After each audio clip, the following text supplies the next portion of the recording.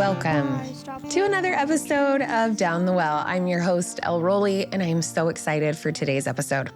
We are going to talk about self-care that actually cares, and motherhood, of course.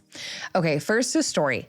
I vividly remember standing next to my bed years ago while my colicky 2-month-old cried, her whole body shaking with her knees scrunched up toward her belly and fists clenched in the air. You know what that looks like with those little newborns, screaming that newborn scream that was like one of those mandrake plants on Harry Potter.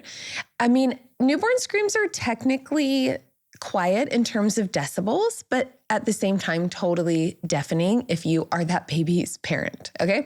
So this is going on for what felt like hours. I was completely exhausted, completely out of ideas, out of answers. And I stood next to her with tears streaming down my face, feeling totally alone and out of answers. If you've been there, if you know, right? I have this acute sense of despair and feeling like a failure, total frustration. And I just offered the most humble, pathetic prayer that I'd ever offered. I said, God, I need help. I don't know how to be a mom, but I know that I want to be a good one. And you gave me this little girl, and now I'm going to need you to teach me how to take care of her. Okay, so there was no magical transformation in that moment, no fairy dust falling over me. The crying continued. I still felt inadequate, but something in that moment shifted. I had fallen down the proverbial well, like I talked about in the first episode, into the total unknown land of being a new mom. But because my heart was very much open, I was curious, definitely humbled, it marked the beginning of a transformation of shedding the old me, having the courage to leave it behind and go into the unknown, hoping and praying that I might be reborn into the next version of myself. And I was. And the cycle continues over and over and over, right? Right when I think I've got it down, I get pushed down the well again into the unknown land of another baby, working with kids, financial pressures, another baby, sick kids, teenagers. Every phase is a new and an unknown land. And it's hard, and it's supposed to be. But everything in our culture tells us it shouldn't be so hard. And if it is, then that's just a sign that we're doing it wrong, or maybe we're being oppressed in some way. I'm not saying that's never the case, but more often than not, that hard is just a signal that we're on the hero's journey of motherhood. But make no mistake, it is a hero's journey and not a victim's journey. All depending on how we approach it, right? We live in a culture that prizes comfort and avoids discomfort at all costs. This is reinforced by our brain's own wiring, often referred to as the motivational triad, which basically means our brains are wired to do 3 things: seek pleasure, avoid pain, and conserve energy. I tell my kids this every day when they don't want to do something. Of course, your brain is just telling you to seek pleasure, avoid pain, and conserve energy all day long. And when we don't do that, it's uncomfortable, right? This wiring served our ancestors super well when resources were scarce. Seeking pleasure helped them find food and reproduce. Avoiding pain kept them out of danger. And conserving energy ensured their survival. That's why we're all here, right? They did a good job. Good job, ancestors.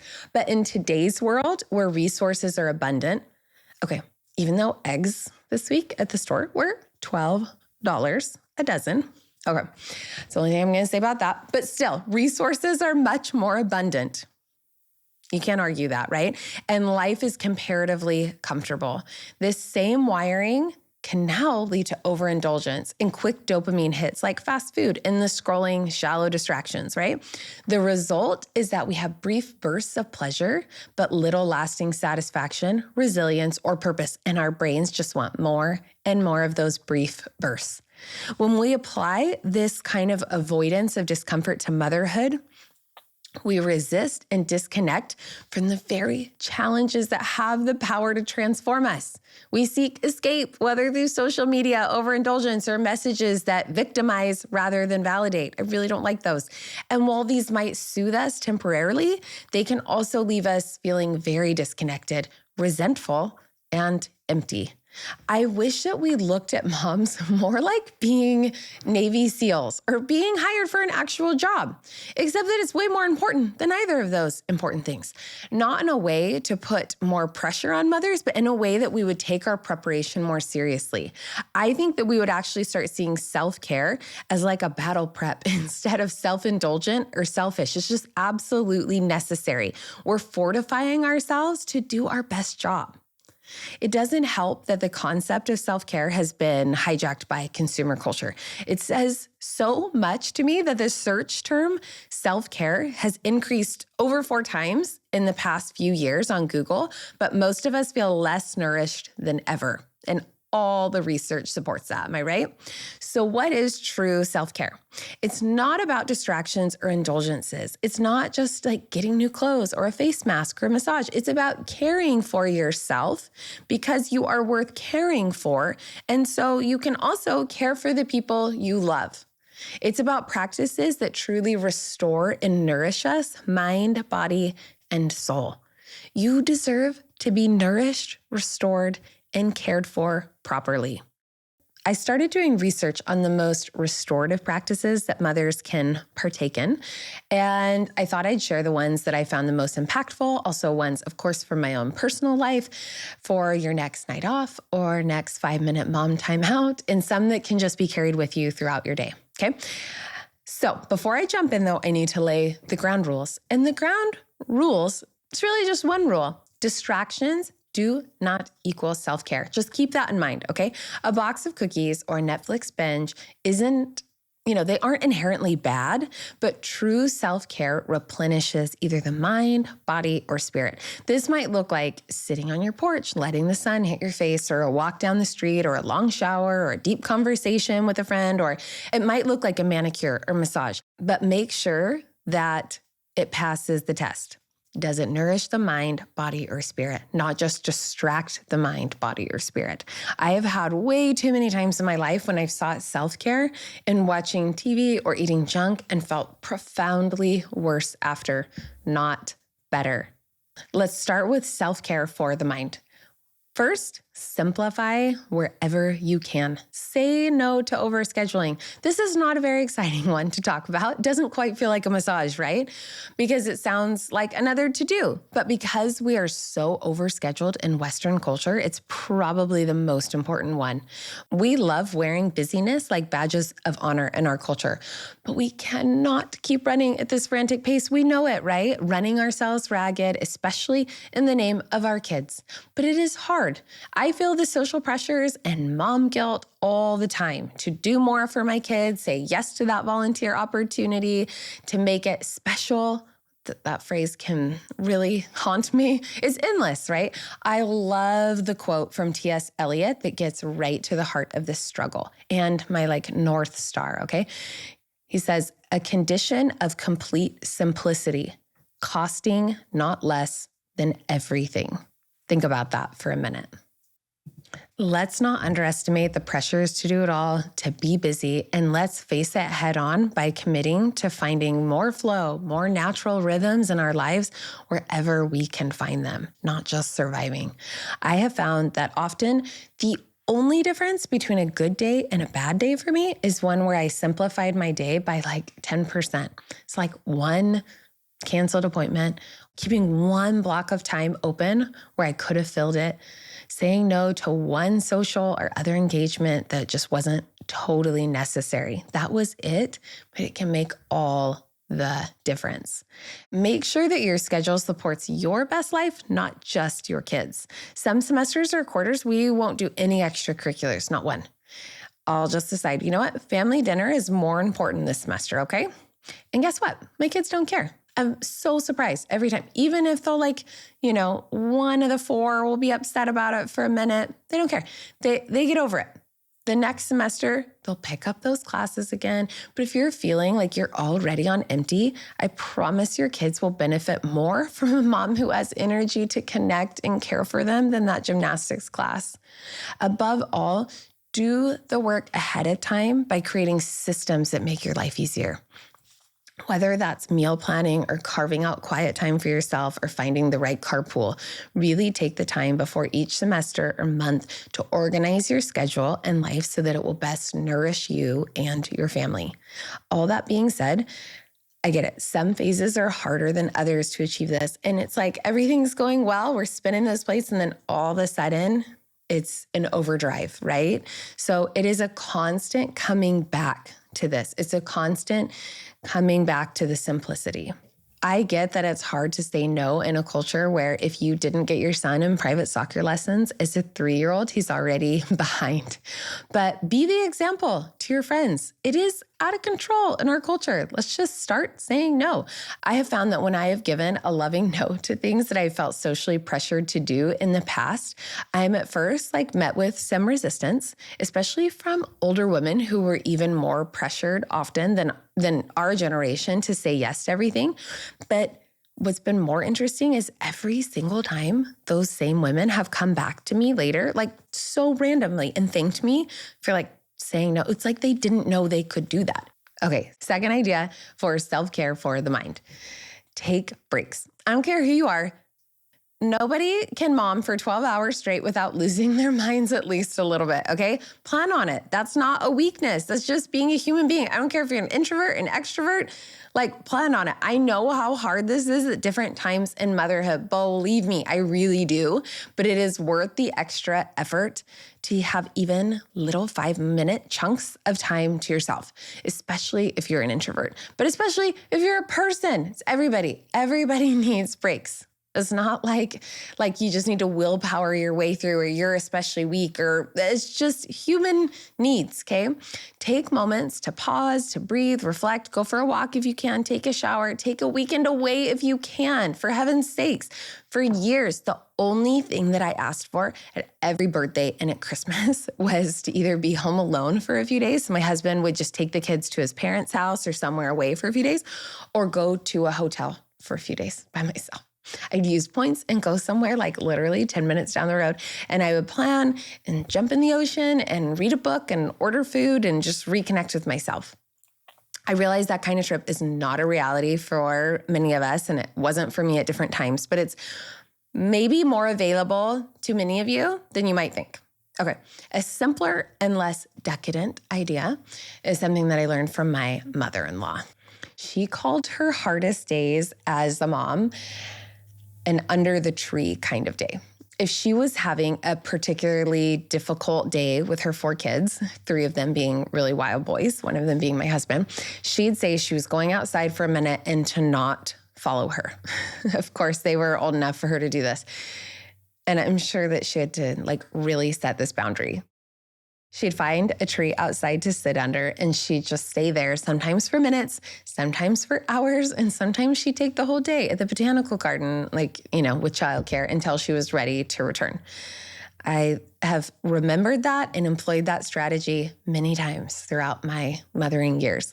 A practice that I worked on a lot when my kids were younger, and it was harder to get those physical breaks from them, was something you could call it finding peace amongst their chaos. It's just little strategies, whether it's breathing or grounding or just little tactics to find my own little bits of solitude while I was with them. So this sounds crazy, but there's actual science to this. Sometimes when I feel disconnected with a particular child, I'll ask them to have a staring contest with me. They never suppose it, and I look into their eyes for 30 seconds or however long. And as I gaze deep into their eyes, the vulnerability will just kind of overpower me, opening me right back up to them and grounding me in our relationship. It's not magic per se, but it kind of feels like it. Okay, last suggestion for self-care for the mind. Of course, there are so many. These are just 3, okay? Is something that I found a few years ago called Yoga Nidra. Nidra. We'll put it in the show notes, okay? These videos are all over YouTube for free, and they basically take you through a guided meditation, 15 minutes up to an 8-hour. When I was really going through a hard time and struggling to sleep at night, I'd actually play it all night long. It helped me stay asleep. But My favorite ones are the 15 to 30 minute nervous system resets by Ali Boothroyd. I'll put it in the show notes, okay? As I started listening to these years ago, whenever I felt like I needed to reboot my system, especially after a night where I was up with kids, I would play one of these. I am a terrible napper, so these are perfect because they're super quick and I literally feel like I just took a 2 or 3 hour nap after. So if you're hitting a wall over and over throughout the day, or your anxiety keeps compounding, if you're anxiety prone like me, stop willpowering your way through and just stop for a moment. Take 15 minutes to listen to one of these videos. You can do it in the car, on a chair, on the floor of your playroom, if you can't get away from your kids, or in bed, preferably, but not always realistically. I get it. I did a yoga teacher training last year, and I could not believe the research around how our nervous systems are in overdrive all the time. So I have found this profoundly useful. Okay, let's talk about self-care for the body. I think there's already such a focus on self-care for the body in just culturally that I don't want to spend too much time on this, even though I think it is crucially important to everything we do. So I'm just going to talk about the most important areas. Of course, go hog wild, right? But it is a tricky one, because depending on your birth experience, or if you've experienced infertility, or if this one just might be a really heavy one. If you feel really disconnected from your body, which I think most of Western culture, most of us here, we are, this may be where your work begins, of just reconnecting, having different practices to reconnect with your body. Even if you feel that your body is failing you in some ways, I hope that you can find things to thank it for. I think that's where we start with self-care for the body. I believe that this embodied experience as humans that we're having is so special, so sacred, even with all of its weaknesses and the body's failings. That being said, again, I know so many are struggling with autoimmune disorders, chronic pain, infertility, the postpartum body, and other illnesses. So this may be a process where more intervention is needed to reconnect with the body. You may feel very much down the well right now in this area. So sending you so much love if this is where you are on your journey right now. Remember that you are on a hero's journey. This is your call to adventure, and your body needs you to be gentle with it, but it also wants you to use it. If at all possible, use your body, move it every single day, very intentionally. A walk, a run. Remember, get in your body. This isn't about weight. It's not about looking good. It's about preparing your body for the demands that are on it, giving it what it needs, nourishing it. This looks very different at every phase of motherhood. Very different. I'll never forget staying at a hotel with my friend about 9 months or so after I'd had my 4th baby. The next morning, I turned on an app on my phone. I don't remember what the app was, but I did a 5-minute workout. 5 minutes. She laughed at me and she was like, "That you're actually wasting your time. Why would you do a 5-minute workout? It's not going to do anything." And I told her that for now, my only goal was to get my heart rate up every day. That was it. And I will tell you what, that little 5-minute a day habit turned into 15 minutes a day, and then 20 minutes, and now almost an hour, 5 to 6 days a week, just a few years later. And I feel so good. And it's not something I have to talk myself into. It's a habit I now have for the rest of my life. And it is my favorite hour of the day. And it gives back to me tenfold what I put into it. I have more energy, more patience, more everything because of that practice. And it started with 5 minutes a day. Find what works for you and what you like, and then build on that, okay? Secondly, TLC, some tender love and care. I know that consumer culture, has run wild with this one, all the things that we need to buy and do for our physical self-care, but most of those things are things to just improve your appearance and not necessarily nourish the body. So let's make sure that our self-care for the body is nourishing and rejuvenating. And I'll just say that the research shows the most nourishing practice for mothers, especially postpartum mothers, as Kimberly Ann Johnson talks about in this amazing book, the fourth trimester, where she talks about essential universal postpartum needs, is tender love and touch. Actually, not tender. I just added that, just loving touch. We won't have the bar that high to tender loving touch, just loving touch. I know that we can feel touched out as moms very easily by our kids and partners, but the touch we want is important. Not always the most accessible, but definitely underrated and often overlooked. So keep that one in mind. My third suggestion is kind of 3 and 4, sleep and nutrition. They're the obvious, most basic needs of every human being, and especially every mother. It's hard because they're the ones that are most disrupted by our kids, I would say. Sleep and nutrition. I don't know. Everything is disrupted, but it's a hard one to talk about because, of course, we all have such different situations. There's no size that fits all here in different phases, but that doesn't mean we don't keep our ideals around them, okay? Having kind of gone down the well in this one many, many times, but now come out the other side, at least for this phase of motherhood as my kids, my youngest is 8 now, keeping those ideals in place has been really important over the years to now land in more of an ideal zone for sleep and nutrition. And I'm grateful that I wasn't hard on myself. Most of the time, I tried to be pretty nice to myself and forgiving about not being perfect in those areas, but keeping kind of those North Stars, those ideals of where I wanted my nutrition and my sleep habits to end up. There may be a lot that is out of control too, but out of your control with little kids and babies in your sleep. But I want to focus on what is in your control.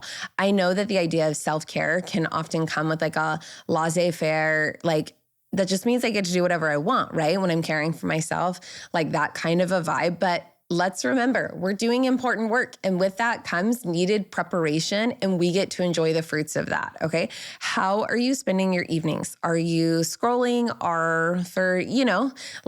without boundaries, without a time limit? Are you doing that right before bed? We all know that's terrible for your sleep. Are we watching hours of shows? Are we really preparing for a good night's rest? How comfortable is your bed? When do you stop drinking caffeine for the day? Are you setting yourself up for success long before it's bedtime? Do you go to bed at a mostly consistent time? If you want more flow, more rhythm, and more energy in your life, it starts with sleep. It's annoying. I know, in the evening, I remember just thinking, this is finally my time. I earned this. I'm going to do whatever I want. And sometimes, yeah, but most of the time, it's just messing myself over for the next day. It feels good in the moment, but it's like that Seinfeld where he's like, night Jerry always screws over day Jerry, right? Is that what it is? Anyway, it's what it feels like. Okay, nutrition is the other obvious one. Again, this isn't about being skinny. It's not about a special diet, about dieting at all. This is about feeling good in your body. This is about respecting your body and loving yourself so much that you want to give your body the fuel it needs. If you're working on your relationship with yourself, this is such an amazing one, an amazing place to start. I used to just eat cereal or make mac and cheese for dinner, something super basic if my husband was out of town or if I was alone for the evening. But a few years ago, I realized I don't want to send that message for my kids. I don't want that for me. In fact, it's not just about nourishing them. I deserve nourishment too. And I want my girls, when they're moms one day, I want them to nourish themselves too, right? I started making very simple, but very beautiful plates of food for myself, simple things like fried eggs, baked salmon, fresh veggies, homemade bread, just properly plating it, not eating it out of a pan.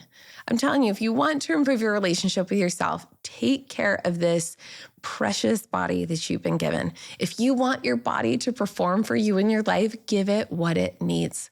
My self-care starts with a good night's sleep the night before. Okay, let me preface this again. My youngest is 8, okay? I'm always in bed by 9:30. I don't have a job where I have to work night shifts or something. Alter this for what works for you in your life. It took me years to get here, but I'm so happy I'm here now. I am always in bed by 9:30. And then first thing every morning, I wake up before my kids. Because again, if I have a kid who wakes up in the night because they're sick, that's going to look different the next day, okay? But I make my bed. I pray, meditate. I do like kind of a mix between the two. 5 to 15 minutes of spiritual study, just depending on the morning. I take a walk with my husband most mornings. I exercise 30 to 60 minutes. I take my vitamins for the day with a whole foods, protein focused meal. Very simple and small. But I then get ready all the way down to my shoes. I started doing this years and years ago, even when I had little kids. And then I am ready for the day. I am ready for my kids. I am ready for my job. I am ready for my life. By 8 a.m., I'm ready to give because I have fed myself. Okay, let's talk about self-care for the spirit. Maybe my favorite one. First of all, let's value your contributions. I promise you that no matter how much other people value your contributions, if you don't, you will never feel valued. Thank yourself for doing the hard work of mothering, even when it feels impossible. Speak to yourself with the compassion that you'd offer a friend. With the compassion that one day, if you have girls who are going to be moms, that you would want to offer them. Think about them, okay? Years ago, I struggled with being very highly critical of myself as a mom. So I went deep into this work to shift some thought patterns around how I was perceiving my mothering. And I just started pointing out all of the ways that I was being a good mom that day in an almost over the top, funny, humorous kind of way, sometimes actually giving myself a high five or a pat on the back. And I can't tell you how good it felt. It felt like it was from someone else. I'd say things to myself like, look at me doing the laundry, making sure these kids have clean clothes most of the time. I'm nailing it. Or reading another book to them at bedtime. Are you? Best mom ever. Or nice work following through with a boundary with that 3-year-old. Not fun in the moment, but you stuck with it. Or you may have lost your cool for a minute when they were all screaming at once in the car, Elle, but then you pulled it together and you apologized. You're killing it. It did not take long for me to completely reframe how I thought of myself as a mom. And then what was really crazy was to see how that reframing impacted my actual behavior for better and in much more lasting and authentic ways, in ways that I really wanted to give, not just from guilting myself, okay? Second suggestion, connect with wise women. I want to talk about this one all day. Surround yourself in the presence of wise women in spiritual companionship. This comes back to Kimberly Ann Johnson, the 4th trimester. Did you know it's actually one of the most fundamental, cross-cultural, one of 5 of the most important needs of the postpartum mother, okay? But it's something that we don't think about very much, right? Who is in your circle that you can take rest in? Who are the people that actually inspire you and feed your spirit? This could be a friend, an aunt, a sister, a grandma, or even just a mother that you know in the next phase of parenting. I know that this one may sound lofty or light, like the cherry on top, oh, that'd be nice. But the presence and companionship of wise women is, again, one of the 5 fundamental needs of mothers during postpartum and throughout history and across all cultures. These relationships were a part of everyday life when we had multi-generational housing, less transient societies, and generally closer-knit communities that were less divided by age and socioeconomics. But they're harder to identify now and often less appreciated. We don't even know that we're missing that. I don't know. Are you? If you can't think of someone right away who embodies that kind of wisdom and spiritual companionship, they don't need to be like Mother Teresa or the Buddha or something. Just someone who you can take some rest in, who you look up to. They don't have to be perfect, okay? But be on the lookout. They'll find you. I was actually, in preparing for this, I was I would like more of that. And I'm not kidding you. Multiple women have just showed up in my path just in the last week. I'm I'm going to connect more with her. When you're on the lookout, you'll find it. Lastly, stay creative. If you have a baby, this one may feel overwhelming right now. So come back to it in 6 months or a year or so, okay? You're already being creative enough. You just created life. you're good. Mothers are the ultimate creators. Our very bodies create life and nurture it. How amazing is that? We need to keep that alive in us, not just through our children. It's not just a one and done or however many kids you have kind of thing, right? I was particularly struck and inspired by a section from this book, Women Who Run with the Wolves by Clarissa Pinkola Estes. Let me share it with you. She says, a healthy woman is much like a wolf, robust, chock full, strong life force, life-giving, territorially aware, inventive, loyal, roving. Yet separation from the wildish nature causes a woman's personality to become meager, thin, ghostly, spectral. We are not meant to be puny, with frail hair and inability to leap up, inability to chase, to birth, to create a life. When women's lives are in stasis or filled within you, it is always time for the wildish woman to emerge. It is time for the creating function of the psyche to flood the delta. She goes on to say, the archetype of the wild woman and all that stands behind her is patroness to all painters, writers, sculptors, dancers, thinkers, prayer makers, seekers, finders. For they are all busy with the work of invention, and that is the instinctive nature's main occupation. As in all art, she resides in the guts, not in the head. She can track and run and summon and repel. She can sense, camouflage, and love deeply. She is intuitive, typical, and normative. She is utterly essential to women's mental and soul health. That's what I'm talking about here, okay? It's not about making money. It's not about perfectionism. It's not about keeping up with the Joneses and showing how good you are at throwing a birthday party. This is about like the essence of who we are as women and like this kind of birthright that we have.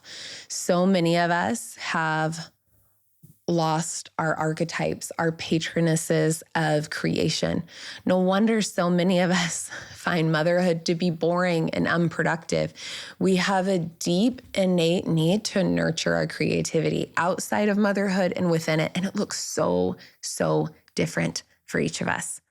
For one, it could be baking bread. It could be planning a birthday party. It could be pursuing a passion project or just adding little creative touches to everyday life in a way that you value and love, not to impress other moms or show you're doing it all. That's garbage thinking that leads to perfectionism and anxiety. But we do it because creativity is generative and life-giving. I can't tell you how happy, this is the dumbest little thing, but how happy it makes me to light a candle at dinner. Even when we're eating spaghetti off of paper plates, it is such a little thing, but it reminds me that I am creating my experience and I can make it whatever I want. Nurturing our creativity outside of motherhood can be just as important, reminding us that we're more than just the roles that we fill. Again, this looks so individual, okay? But Solly Baby, the company that I started, I don't know how many years ago, 13 years ago, started is just a little nap time project. When my 3-year-old would wake up from her nap, she would help me roll out the bolts of fabric across the living room floor and cut them out. There is no way to articulate the impact that nurturing that one little creative whim that I had has had on me or my family. Tap into this energy by remembering the things that make you feel alive, even if it's just a little spark. Okay, it doesn't have to be a big roaring fire. It starts with those little sparks and create space for them. It was an amazing thing to watch my mother after my parents' divorce, to watch her begin to rediscover the things that awakened the creator in her that had been dormant. Maybe, one day I'll have to bring her on to talk about that. But okay, time to be. This is my last suggestion here, okay? Find solitude and spiritual renewal. Spiritual renewal is highly personal. It varies greatly depending on your personal beliefs and framework, but I don't know anyone that it's like not important for. Mothering is a spiritual practice. Our kids need us to tend to their spirits as much as their bodies and minds, and to do that, we have to feed our spirits. and our spirits just need to be fed, right? That being said, here are just a few practices that the research shows is the most nourishing that I have found to be nourishing personally, okay? So journaling. This isn't new, but it can be a difficult practice to keep. Sometimes I just write a sentence. There were years where I just did a line a day journal, and other times I'll write 5 pages. I keep my journal on my computer because I can type faster than I can write, but do whatever works best for you. The reason it's so powerful is because it helps us to make order out of chaos, the chaos of all of our lives. It helps us to put our experiences into words. That is such a transformative experience. And the style of life coaching that I do, we encourage clients to do what we call thought download. So a completely unfiltered scribbling of all your thoughts when you're feeling really emotional about something or trying to just figure out a problem. And it is crazy to see how my brain will just start to organize it, and I'll come to a completely different headspace and heart space in such a short amount of time, okay? Finding books that inspire you, taking a few minutes to meditate or pray each day, participating in religious rituals, being in nature, doing yoga, self-development projects or books all have the power to get us out of the grind of our everyday life, to realign with our highest selves, and then to act from that space. So different. It's the difference between getting us out of that motivational triad, right? That hard wiring of our brains just to seek pleasure, avoid pain, conserve energy, and aligning us with our creator, with a higher power, with whatever that looks like for you. You know the difference between feeling inspired and being stuck in a rut. Well, if you feel like you're in a rut right now, look for new inspiration, connect with a higher power. It matters. It's not just for our kids. It's for our own experience, it's for our spirits. It's for our own continual development. Remember, motherhood is a hero's journey. I'm not going to stop saying it.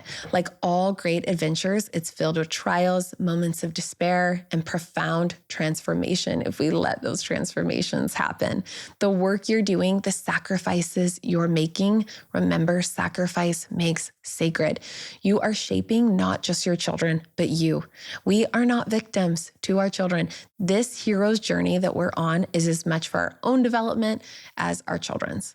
I think that we all know this in our guts, and it's probably one of the reasons our intuitions led most of us to becoming mothers. We knew that this call to adventure represented the next step in our personal growth. In spite of that deep knowing, we may lose sight of this truth in the chaos of everyday life. Actually, we definitely will. But it's worth coming back to. Sacrifice makes sacred. When we frame the work we're doing in this way, when we care for ourselves in these ways, and when we approach the challenges of motherhood with curiosity, humility, and open-heartedness, we step into our role not as martyrs, but as heroes. And when we hold on to that vision, even as we tumble down the metaphorical well, we find that the hard is worth it every single time. Thank you so much for being here. I hope that you're able to take at least one of these practices, something that sparked something inside of you that your mind, body, or spirit knows you need, and that you will act on it. Love to hear your comments, your thoughts, your questions below, and we'll see you next time. It was good.